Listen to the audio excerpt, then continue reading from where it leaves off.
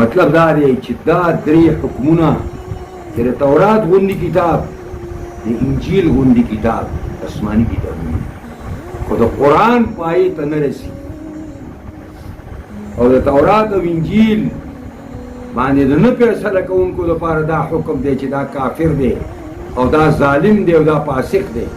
نو چې په قرآن باندې فیصلې نه کوي، د دې نه به لوی ظالم او لوی کافر او لوی فاسق بل نه کېږي. مولانا مودودي رحمت الله علیه وایي که عقیدتن یې کوي یقینا کافر دی.